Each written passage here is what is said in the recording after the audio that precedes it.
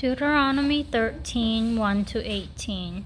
So it talks about how there's a false prophet, then that person must be put to death. Pretty much anyone who wants to lead people, the Israelite, astray from their God, from God, then they should be put to death. So a prophet, like, even if the signs that he talked about come to pass, that is, he's considered evil. And then this is what it said, what the Bible meant when you have to love your God more than even your family. Because if anyone in the family like try to get you to worship other gods, you yourself have to be put the first one to put them to death. And I want to clarify that this is for like the Israelites. I don't think that this is applicable today, but this is what as God's people and as like people chosen by God, dedicated to Him, and they needed to follow this. And if people follow this, so I think the idea behind this is there's a Vietnamese proverbs where it's loosely translated as kill one but warn 1,000 or 100 or something like that.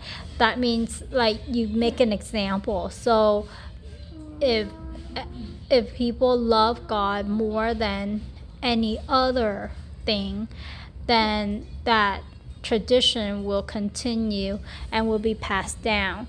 The problem is that people can't keep this, and people do fall away, and they love many other things more than God, and so this is not being kept anymore, but we're reading about it, how God wanted it to be done.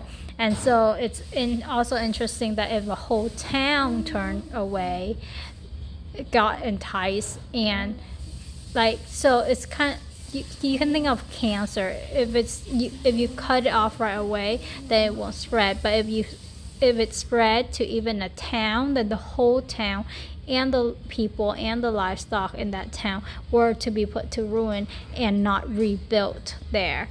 And the things that are found that they had are considered condemned things. And so it's like a judgment. It's kind of like God is saying you have to check these signs of cancer in your spiritual health state of your community. But I don't think it's for us, and I don't think it's happening anymore. People will condemn you if you follow this now. And then yesterday I missed this one verse that I think is really important. That is everything that God commands, like, do not add or take away from it. And the problem with the Israelite is that they started adding their own rule, their own regulations, their own tradition to it, and they it's like it's a false sense of righteousness. It's a false sense of spirituality. And so it's just important for us to remember that whatever God says, it's what He said, and we have no right or authority to add or subtract from it. And so it's the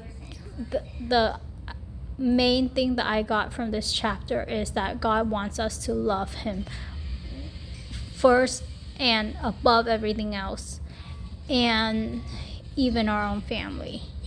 And that is still true today. That is still true after Jesus came, and it's actually more true because now we can see like God's display of His love for us is not based on a promise, it's like based on a fact. And like And that, like, many people actually got forsaken by their own family when they chose to follow Christ. And that is actually what God desired. Like, we love him above anything else.